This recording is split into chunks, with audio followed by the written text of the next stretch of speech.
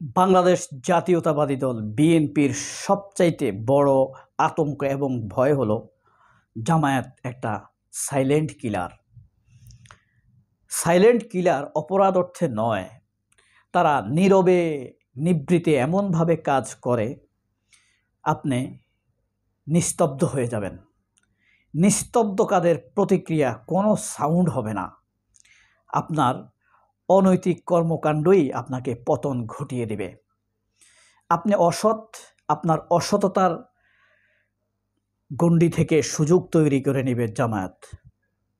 আপনি সৎ মানুষ, আপনার সততাকে কাজে লাগিয়ে এগিয়ে যাবে জামায়াত। এটাই হলো জামায়াতের কাজ। যে কোনো পরিবেশ পরিস্থিতিকে নিজেদের অনুকূলে নিয়ে নেবার চেষ্টা করা। আপনি একজন অত্যন্ত চৌকস দক্ষ মানুষ, আপনার কাছ থেকে সুবিধা নেবে জামায়াত, আপনি বুঝতেই পারবেন না। আপনি একজন অসৎ মানুষ, আপনার কাছ থেকে সুবিধা নেবে জামায়াত। আপনি একজন চরম সৎ নৈতিক মানুষ, আপনার কাছ থেকেই সুবিধা নেবে জামায়াত, আপনি বুঝতেই পারবেন না। আপনি কি জানেন, তথ্য অনুসন্ধান গবেষণা পড়াশোনা স্টাডি সব কিছুতে জানা গিয়েছে যে জামায়াতের রাজনৈতিক কর্মসূচি কতটি জানেন? 54টি কর্মসূচি রয়েছে জামায়াত ইসলামের। এর মধ্যে আমরা কয়টা জানি? মিছিল, মিটিং, নির্বাচন, হাতে গোনা এই 3টা জানি। এছাড়াও জামায়াতের রয়েছে study program, development program, career program, সফর, ভ্রমণ, ঘুমানো, হাঁটা, নাস্তা খাওয়া, নামাজ, 54টি প্রোগ্রাম জামায়াত পালন করে থাকে। আওয়ামী লীগ সরকার কি করতে পেরেছে? জামায়াতের রাজনৈতিক কর্মকাণ্ড বন্ধ করে দিয়েছে, অফিস বন্ধ করে দিয়েছে, মিছিল, মিটিং, বৈঠক বন্ধ করে দিয়েছে। কিন্তু বাকি যে 47টা কর্মসূচি রয়েছে তার একটিও আওয়ামী লীগ জানেই না। আপনি জানেন জামায়াতের গঠনতন্ত্র বা জামায়াতের সাংবিধানিক দলীয় সংবিধানের উপরে গবেষণা করে এই পর্যন্ত কতজন মানুষ ডক্টরেট অর্জন করেছে বিভিন্ন বিশ্ববিদ্যালয় থেকে? ধারণা আছে? জামায়াতের কর্মতৎপরতার উপরে পিএইচডি হয়, বুঝতে পারছেন? আপনার এমফিল ডিগ্রি করে অনেকে, ডক্টরেট ডিগ্রি অর্জন করে। বিএনপির একজন বড় নেতা আছে যিনি জামায়াতের কর্মতৎপরতা ও অগ্রগতির উপরে যিনি ডক্টরেট, তানবীর আহমেদ চৌধুরী। তানবীর আহমেদ গাজীপুরের জমিদার ঘরের ছেলে, বিএনপির এক সময় স্থায়ী কমিটির সদস্য ছিলেন। তো এই সাইলেন্ট কিলার শব্দটা শুনতে খুব খারাপ মনে হলেও এই যে সামনে নির্বাচন আসছে, এই নির্বাচনে জামায়াতকে বিএনপি কেন ভয় পায় জানেন? কারণ জামায়াতের ব্যাপারে বিএনপি জানে জামায়াতের স্ট্রেংথ কোথায়, উইকনেস কোথায়। জামায়াতের উইকনেসগুলো ব্যবহার করার অ্যাবিলিটি বিএনপির নাই। এক কথায় উইকনেস আছে, থাকতেই হয়। হাজার রকমের হাজার মানুষের সংগঠন, উইকনেস থাকবে না? থাকবে। কিন্তু সেই উইকনেস থেকে লাভ তুলে নিবে এই দক্ষতা বিএনপির নেই। কিন্তু জামায়াতের যে স্ট্রেংথ, এই জিনিসগুলো বিএনপি কিভাবে জানে?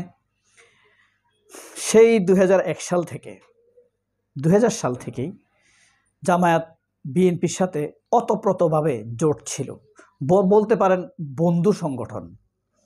এই একই সাথে মেশা কাজ করা, এসব জানার কারণেই বিএনপি জানে জামায়াতের শক্তি কোন কোন জায়গায়, জামায়াত কি কি পারে, এটা বিএনপি খুব ভালো করে বুঝে। এই জিনিসটি আওয়ামী লীগও জানতো, কারণ 91 সালে বিএনপি ক্ষমতায় আসার পর জামায়াতের সমর্থন নিয়ে বিএনপি ক্ষমতায় এসেছে। জামায়াত এক কাপ চাও খায় নাই, অথচ জাতীয় পার্টিকে মন্ত্রী দিছে। হাসানুল হক ইনুর 2টা এমপি, 1টা মন্ত্রী দিছে। ওয়ার্কার্স পার্টি এমপি 2টা, মন্ত্রী 1টা দিছে।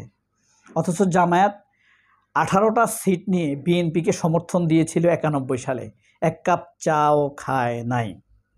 1 নাম্বার স্ট্রেংথ হলো জামায়াতের এখানে সততা, আন্তরিকতা। কতটা আন্তরিকতার সাথে বিএনপিকে জামায়াত সমর্থন দিয়েছে। কিন্তু মান্নান ভূঁইয়ার এক ঘোষণায় একটি বাজে ঘোষণা দিয়েছিলেন, সেটা আর বললাম না। ওই জোটটি তখন ভেঙে যায়। তখন তত্ত্বাবধায়ক সরকারের দাবিতে জামায়াত আওয়ামী লীগের সাথে যুক্ত হয়, যুগপৎ আন্দোলন করে, জোট হয় আওয়ামী লীগ এবং জামায়াত ইসলামী। তখন আওয়ামী লীগ জামায়াতকে রাজাকার বলতো না। ভবেশ রায়ের একটা ঐতিহাসিক বই আছে, গণ অভ্যুত্থান ও স্বৈরাচার। মওদুদ আহমেদের একটা বই আছে, স্বায়ত্ত শাসন থেকে গণতন্ত্র। দুর্দান্ত বই, ঐতিহাসিক এক স্মারক। সেখানে স্পষ্টভাবে উল্লেখ আছে যে জামায়াতের স্ট্রেংথ সমূহ আওয়ামী লীগ জেনে গিয়েছে। ওই যে আওয়ামী লীগের সাথে তত্ত্বাবধায়ক সরকারের দাবিতে আন্দোলন করেছিল, বিএনপির সাথে অসহযোগ আন্দোলন, একই জোট গঠন করে। তখন আওয়ামী লীগের কাছে জামায়াত ভালো ছিল। তখন আওয়ামী লীগ বুঝতে পারছে জামায়াতের স্ট্রেংথ কি। জামায়াতের এই স্ট্রেংথ আওয়ামী লীগ মোকাবেলা করতে পারবে না, অর্থাৎ এদেরকে শেষ করে দিতে হবে।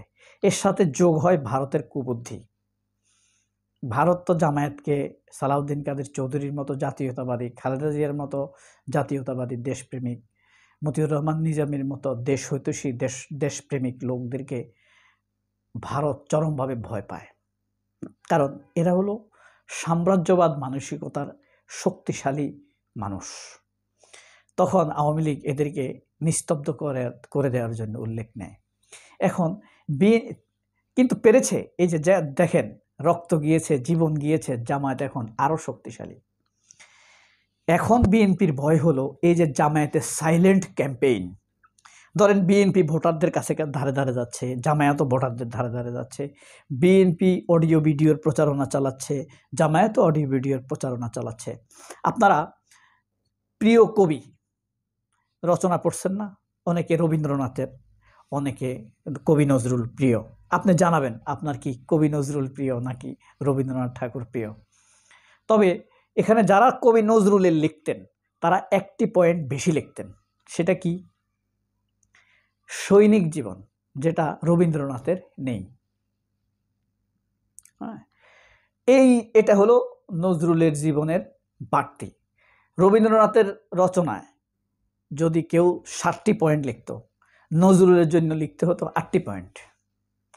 এখানে নজরুলের রচনা যারা লিখত তাদের আধা পয়েন্ট বা 1 পয়েন্ট বেড়ে যেত। রচনায় তখন ছিল 20। তো রবীন্দ্রনাথের রচনা লেখে যদি নির্ভুল বানান নিয়ে কেউ লিখতে পারত, তাহলে সে দেখা গেছে 20-এ 17, 18 সুন্দর করে লিখলে পেয়ে যেত। খুব সুন্দরভাবে নজরুলের রচনা লিখলে সে 19 পেয়ে যেত। বা নজরুলের যদি ভালোভাবে লিখলে, বিভিন্ন টিচারের তো নাম্বার দেওয়ার ক্যাটাগরি এক এক রকম, এক এক টিচার এক এক রকম, কেউ কষাস, কেউ উদার। কেউ যদি 12 পেত রবীন্দ্রনাথ ঠাকুরের রচনায়, নজরুলের রচনায় সে 14 পেয়ে যেত। কারণ কি? ওই যে 1টি পয়েন্ট বেশি ছিল। তখন শিক্ষকদের অভ্যাস ছিল পয়েন্ট গণে নাম্বার দেওয়া। তুমি 7 পয়েন্ট লিখছ, 7টা পয়েন্ট 14 নাম্বার। নজরুলের জন্য সৈনিক জীবন 1টা পয়েন্ট বেশি, 8টা পয়েন্ট, 16 নাম্বার। এভাবে হতো। তো জামায়াতের একটি ক্যাম্পেইন বেশি, সেটা হলো সাইলেন্ট, জামায়াতের সাইলেন্ট ক্যাম্পেইন। এটাই বিএনপির জন্য ভয়াবহ হুমকি। সাইলেন্ট ক্যাম্পেইনটা কি? এটা বিএনপি পাবে না। নজরুলের ওই পয়েন্ট যেমন রবীন্দ্রনাথ কখনো পাবে না, সৈনিক জীবন, পৃথিবীতে এটা ইতিহাস। একইভাবে জামায়াতের একটা সাইলেন্ট ক্যাম্পেইন হবে, যেটা বিএনপি কখনোই পারবে না, কোনো দিনও, কোশ্চিনকালেও না। সেটা হলো এই যে জামায়াত ধরেন বিভিন্ন ডাকসুতে, এক একটা ছাত্র সংসদ নির্বাচনে, বিভিন্ন ছাত্র সংসদ নির্বাচনে, ডাকসুতে 20 জন, 15 জন, 20 জনের উপরে তো তারা পেয়েছে। এই 20 জন ঢাকা ইউনিভার্সিটির প্রত্যেকটা ছাত্রই কিন্তু যার যার গ্রামে, যার যার এলাকায় হিরো। ঢাকা ইউনিভার্সিটির চান্স পেয়েছে।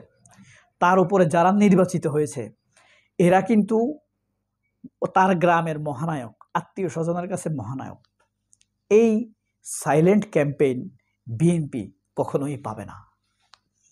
এটাই বিএনপিকে আতঙ্কে শেষ করে দেবে। তার উপরে জামায়াতের আমির ডাক্তার শফিকুর রহমান ছাত্র সংসদ নির্বাচনে বিভিন্ন ইউনিভার্সিটির নির্বাচিত প্রতিনিধিদেরকে সংবর্ধনা অনুষ্ঠানে বলেছেন, জাতীয় নির্বাচনের ক্যাম্পেইন রিহার্সেল হয়ে গিয়েছে ছাত্র সংসদ নির্বাচনে।